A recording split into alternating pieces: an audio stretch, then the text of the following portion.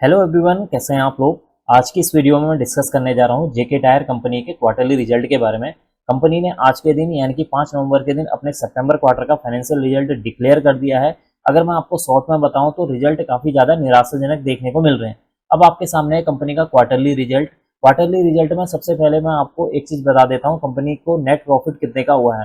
Company को सितंबर 2024 quarter में करीब 140 करोड़ का जो है नेट प्रॉफिट देखने को मिला हुआ है। और ये नेट प्रॉफिट अगर आप प्रीवियस क्वार्टर के हिसाब से देखें तब भी प्रीवियस क्वार्टर में एक 218 करोड़ का प्रॉफिट देखने को मिला हुआ था। और अगर हम प्रीवियस ईयर यानी कि सितंबर 2023 के क्वार्टर के साथ कंपेयर करें तो वहां पर भी कंपनी को करीब 249 करोड़ का नेट प्रॉफिट देखने को मिला हुआ था। इसका मतलब है कि कंपनी का जो नेट प्रॉफिट है, चाहे वो ईयरली वाइज देखें या क्वार्टरली वाइज देखें, एक अच्छा खासा नेट प्रॉफिट में गिरावट देखने को मिली हुई है। अब हम बात कर लेते हैं कंपनी ने सेल्स कितने की है। तो सितंबर 2024 में देखें तो 3622 करोड़ की कंपनी ने सेल्स की थी। जून 2024 में देखें तो 3639 करोड़ की।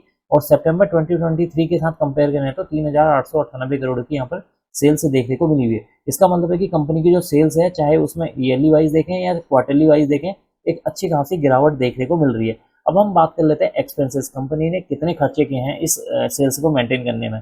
तो सितंबर 2024 में कंपनी ने 3200 करोड़ के खर्चे किए थे।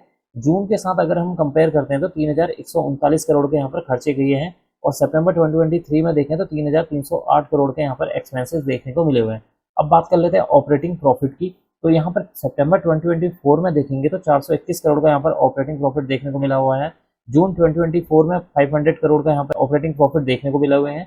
और सितंबर 2023 में देखें तो 589 करोड़ के यहाँ पर ऑपरेटिंग प्रॉफिट देखने को मिल रहा है। अब इसके बाद हम बात कर लेते हैं ऑपरेटिंग प्रॉफिट मार्जिन की। तो कंपनी ने यहाँ पर जो अगर हम सितंबर 2024 में देखें तो 12% का ऑपरेटिंग प्रॉफिट मार्जिन दिखाया है। प्रीवियस क्वार्टर में देखेंगे तो 14% और सितंबर 2023 में देखेंगे तो 15% का ऑपरेटिंग प्रॉफिट मार्जिन देखने को मिला हुआ। इसका मतलब क्या हुआ कि कंपनी का जो ऑपरेटिंग प्रॉफिट मार्जिन है उसमें एक अच्छी खासी ईयरली वाइज देखें चाहे क्वार्टरली वाइज देखें, अच्छी खासी एक गिरावट देखने को मिल रही है। अब हम बात कर लेते हैं प्रॉफिट बिफोर टैक्स की।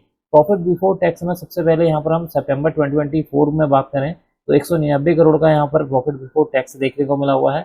जून 2024 में देखें तो 290 करोड़। और अगर हम सितंबर 2023 की बात करें तो 377 करोड़ के यहाँ पर प्रॉफिट बिफोर टैक्स देखने को मिला हुआ। इसका मतलब है कि प्रॉफिट बिफोर टैक्स में भी देखेंगे तो आपके चाहे क्वार्टरली वाइज हो चाहे ईयरली वाइज हो, एक अच्छी खासी गिरावट देखने को मिल रही है। अब हम बात कर लेते हैं कंपनी के टैक्स के बारे में कि कंपनी ने इस अमाउंट पे कितना टैक्स पे किया है। कंपनी ने इस अमाउंट पर 27% टैक्स पे किया है। प्रीवियस क्वार्टर में बात करें तो 27% और सितंबर 2023 की बात करें तो 34% कंपनी ने टैक्स पे किया है। अब बात कर लेते हैं एंड में वापस नेट प्रॉफिट की। नेट प्रॉफिट वो अमाउंट होती है जहां पर कंपनी ने टैक्स हो गया और सारी चीज़ों को माइनस करने के बाद या डिडक्ट करने के बाद जो लास्ट में कंपनी के पास जो प्रॉफिट बचता है उसी को हम नेट प्रॉफिट बोलते हैं। तो यहाँ पर सितंबर 2024 में देखें तो 140 करोड़ का यहाँ पर नेट प्रॉफिट देखने को मिला है। जून 2024 में देखें तो 218 करोड़ का नेट प्रॉफिट देखने को मिला हुआ है। सितंबर 2023 में कंपनी को 249 करोड़ का यहाँ पर नेट प्रॉफिट हुआ था। इसका मतलब है कि जो नेट प्रॉफिट है उसमें भी एक अच्छी खासी गिरावट देखने को मिल रही है। अब हम बात कर लेते हैं एंड में ईपीएस। ईपीएस क्या होता है? एक शेयर पर होने वाली कंपनी को जो अर्निंग होती है उसी को ईपीएस बोलते हैं। तो यहाँ पर सितंबर 2024 में देखें तो 4.93 रुपीज़ की यहाँ पर ईपीएस निकल कर आया है। प्रीवियस क्वार्टर में देखेंगे तो 8.11 रुपीज़ का यहाँ पर ईपीएस देखने को मिला है। और सितंबर 2023 में देखें तो 9.83 रुपीज़ का ईपीएस निकल कर आया है। इसका मतलब ये है कि अगर आप ईपीएस को चाहे क्वार्टरली वाइज देख लें या ईयरली वाइज देख लें, यहाँ पर ईपीएस में भी एक अच्छी खासी गिरावट देखने को मिली हुई है। एंड में मैं आपको शॉर्ट में बता देता हूँ कि जो काफ़ी कंपनी का जो रिजल्ट है काफ़ी ज़्यादा निराशाजनक और काफ़ी ज़्यादा जो है खराब देखने को मिला हुआ है। देखते हैं कल के दिन में इस रिजल्ट का स्टॉक के ऊपर क्या इम्पैक्ट पड़ने वाला है। अब मैं इस वीडियो को यहीं पर एंड करना चाहूँगा। अगर आपको यह वीडियो पसंद आई हो तो please like, share and subscribe करना ना भूलें। Thank you.